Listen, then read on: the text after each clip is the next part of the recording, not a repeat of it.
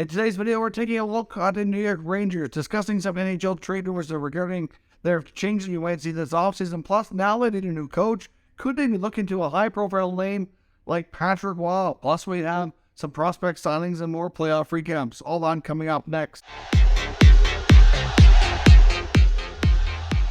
So welcome back to another video here at Top Shelf Hockey. As I mentioned, we have a lot to cover here today.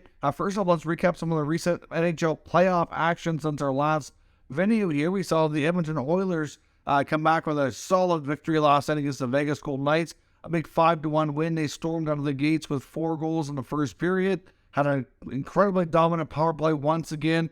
It's crazy how teams cannot stop this power play, clicking at over 50%. Absolutely ridiculous. McDavid scored multiple goals. Draisaitl scored multiple goals, including a shorthanded one that McDavid had. Absolutely insane game. It was a really fun first period. Things did settle down after that. Ended up with a 5-1 victory. Vegas had a little bit of a pushback for them, but for the most part, the Oilers were a dominant team. Came out with a purpose and made sure they evened up that series. Now, Game 3 will shift back to Edmonton. Earlier today, we see the New Jersey Devils face the Carolina Hurricanes in Game 3 of that Round 2 series. Of course, the Canes had a 2-0 lead in the series, and the Devils came back and made things a little bit more interesting today with a big 8-4 victory. So now the Canes are up 2-1. So for the first time, we've seen Freddie Anderson get chased under the net. Obviously, the Devils absolutely exploded with goals here today. Multiple goals for Jack Hughes.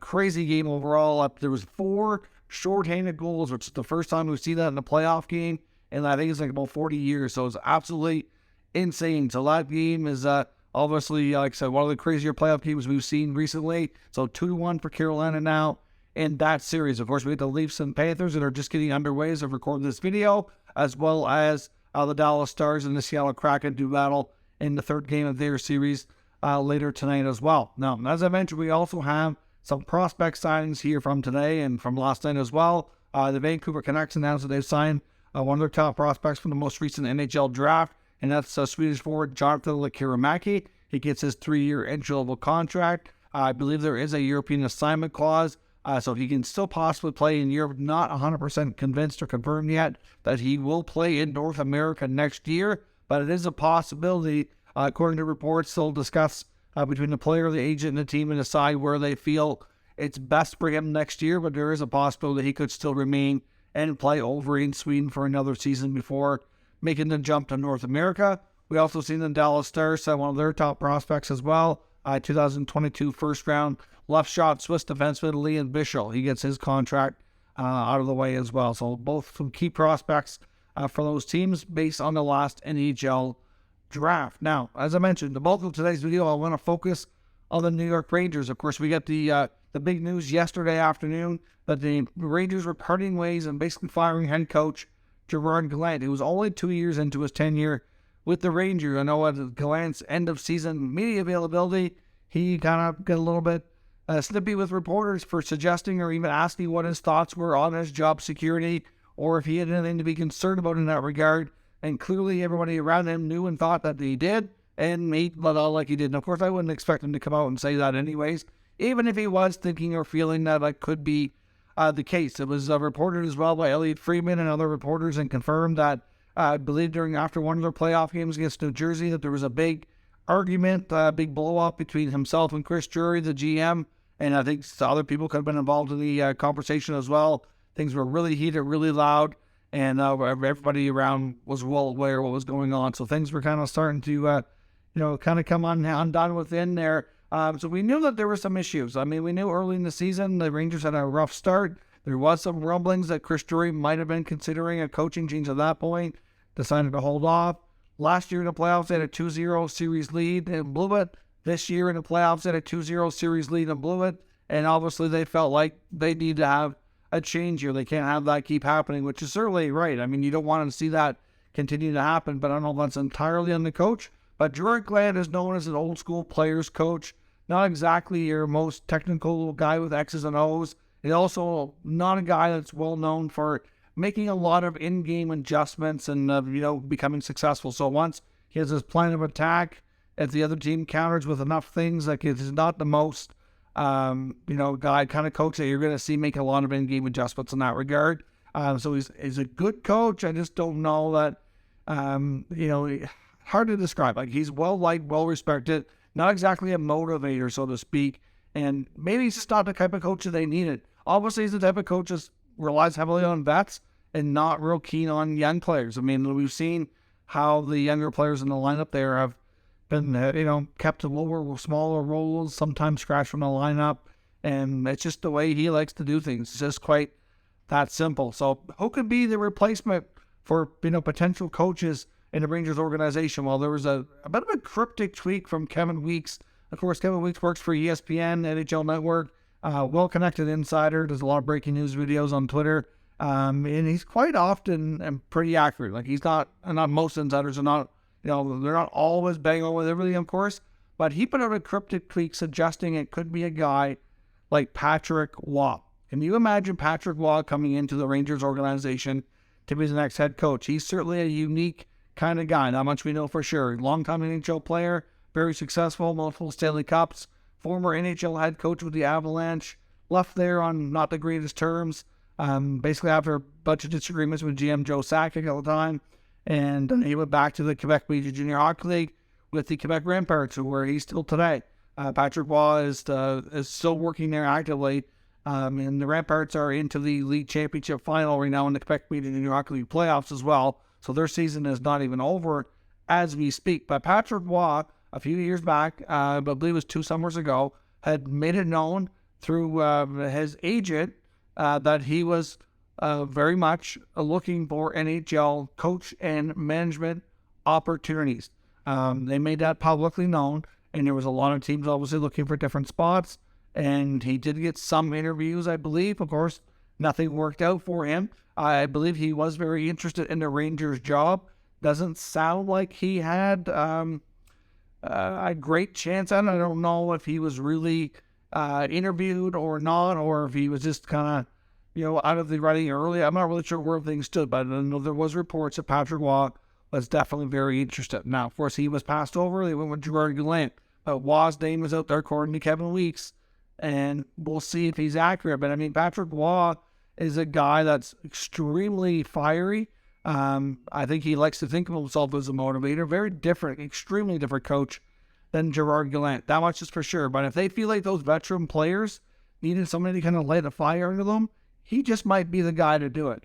Now, I don't think he's as opposed to younger players, and obviously working with the junior team as much as he has. He's very much used to player development, so there could be some good aspects that way. There could also be some aspects, in fact, when he coached in the NHL before with the Avalanche, that he had a very young team then. They were very much on the rise after kind of bottoming out there, and he dealt with young Nate McKinnon, Matt Duchene, Ryan O'Reilly, all those guys when they were just entering the NHL. So obviously it'd be a very interesting scenario for sure. Hard to say. We'll see if Kevin Weeks is on to something, but I'd like to know what Rangers fans especially thoughts would be as Patrick Waugh. What are your thoughts on the potential of him being the next head coach? Now, of course, I also went through another article from Vince Mercogliano, who had published an article today with a bunch of potential candidates that he feels are potentially in the running. Now, if they decide to go with somebody that's an up-and-comer, somebody from the American Hockey League, there's no need to look far. They'll stay within their organization and maybe give an opportunity to Chris Knoblauch. That's a possibility. I don't think they'd go outside of the organization at that part. I mean, if you're looking to assistant coaches around the NHL that might be getting an opportunity, there's Spencer Carberry in Toronto, who's a well-respected, more of an offensive coach, would spend more time with the forwards and power play, things like that. Of course, to Andrew Burnett, who's currently an assistant coach, but had a stint as head coach last year in Florida. Also, you think would be in the mix. He's mentioned in this article. Some NHL experienced coaches like Bruce Boudreau, Peter Laviolette, and even Mike Babcock are mentioned. Now, these are not necessarily names that Vince is saying are linked to the Rangers. They're just names that he feels that they would consider. Doesn't mean that they're going to, or that they've talked to them, or they're interested, or anything. This is just the writer's opinion on who he feels they could possibly talk to interview for this job. Of course, Waugh's name, I believe, was mentioned there based on Kevin Weeks' tweet as well. But still, this is some interesting names. Now, we did hear some rumors before Gallant was fired about Joel Quenneville maybe being in the mix. Of course, he's currently kind of banished from the NHL and needs league approval from Gary Bettman to even work. But the New York Post right now, Larry Brooks is reporting that they've been able to confirm that the Rangers are not seeking Joel Quenneville to be reinstated by Gary Bettman and allowed to coach the Rangers. So he apparently is out of the running. So it'll be interesting to see who the next coach is. But to hear a guy like Patrick Waugh, who's been trying to get back in the NHL for some time, is very interesting to me. I kind of wonder what the fit would be like, and I'd like to know what everybody else's thoughts are down in the comments section. Now, when it comes to some trades, though, of course, we know the Rangers have a very tight amount of space. They only have $11.4 million in available cap space, and that only covers 14 contracts that are already signed. So that means that there's upwards of another 9 contracts to cover $11.5 million. That's not a lot of money to go around per each guy.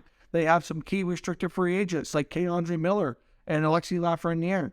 They have guys like Patrick Kane, Tarasenko, Mott, Mikulat, and Halak that are all UFAs. Now, out of those guys, most of them were deadline acquisitions. I think it's fair to say that Tarasenko will be back. It's far from a guarantee that Kane will be back. Maybe if he signs cheap. Mott sounded pretty much like he could be, but he wouldn't be very expensive. Mikulat's hard to say. I'm going to say probably not. And Halak, they could go in a different direction for backup goaltending. He is getting older. I don't know what their plans are in that regard. Now, even though it's not on next year's cap, they also have 3 other important younger players that are going to be due for potential extensions this coming season or offseason. So Kakko, Wright Lindgren, and Braden Schneider are all eligible to sign extensions because they'll go into their final year of their contracts next season. So they're also names that could be negotiating as well. So it's kind of hard to say where things go. I've seen reports saying that either Lafreniere or Kakko could be traded because of being a cap casualty. Can you imagine? The New York Rangers, it hasn't been that long since they went through this rebuild. They put up the letter to their fans and they started to tear things down. They turned away a bunch of vets, but they did keep a bunch of vets as well. And now here we are, a couple of years after coming out of this with a couple of 100-point plus seasons in the regular season, an Eastern Conference final appearance, and then our first round exit. And here we are already looking at the potential of high first round picks coming out of their ELCs that might not be able to be signed. Like that is a difficult spot to be in already. But they went about this rebuild in a completely unconventional way. They didn't tear it all the way down and build it all the way back up just because you had players. They accelerated things when they signed Artemi Panarin. They basically had guys like Jacob Trouba and Adam Fox forced their way into the organization, which they did get a little bit of lucky that way. Adam Fox always wanted to be a Ranger and made sure he got himself there. I mean, he wasn't signing with the other teams that had his rights, so they get himself there. Jacob Trouba, of course, started in Winnipeg and held all the leverage and basically would only be traded to a team that he would sign with, which was them. So ultimately, he kind of forced his way there as well. So the Rangers got a couple key young players, or not really young, but key veterans, I should say. I mean, obviously, Fox was younger, but he was a more mature rookie when he signed. And Trouba, of course, was already in a more mature age. And of course, now he's almost entering his next decade, almost where he's 29 going on 30 years old at this point in his career. So they get some players out where they signed Panarin through free agency. They held on to guys like Zibanejad and Kreider, signed long-term. They already had Igor Shesterkin in the system as well. He's, he was there as a drafted prospect for a long time before he came over. So they already had to go into the future in the waiting. They got lucky in a lot of ways, and they already had some stuff in the mix. And then on top of that, the draft lottery to get Lafreniere and Kakko, incredibly lucky. The odds of getting those draws and victory were very small, very slim, but they managed to be fortunate enough to win them, which accelerated things drastically. This is going to be their third coach, this next person to come through this whole phase. They already had David Quinn, Gerard Gallant, and now they're going to be on coach number 3. Look at like Lafreniere just completed his ELC. If he stays and he goes into year 4 in the Rangers, he's going to be on coach 3. That's pretty sad when you think about it. So obviously we have an ownership here that's not very patient. We know that. But they went about things very, very differently.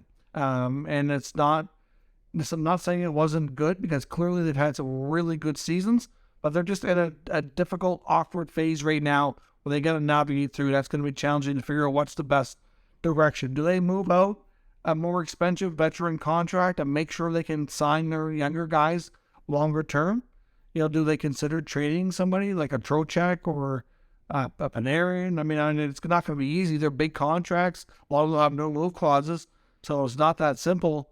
But, it's hard, right? So can you imagine the possibility of them trading Lafreniere or Kakko, which we've not the first time we've heard this rumor either. So let me know your thoughts on the New York Rangers. Is it possible they're going to trade Lafreniere or Kakko because of the cap? And not only that, but they haven't really fully lived up to expectations so far, considering how high they were drafted, and players that were picked, closely around them are far exceeding their production in many cases. So, is it time to move on? What do they do here? How do the Rangers move forward with their team on the roster and their coaching staff behind the bench? Let me know your thoughts down in the comments. We'll discuss further. If you're new to the channel, make sure you subscribe and stick around. We'll keep you up to date with the latest news, rumors, and analysis of all 32 NHL teams. Thank you for watching, and I'll catch you next time.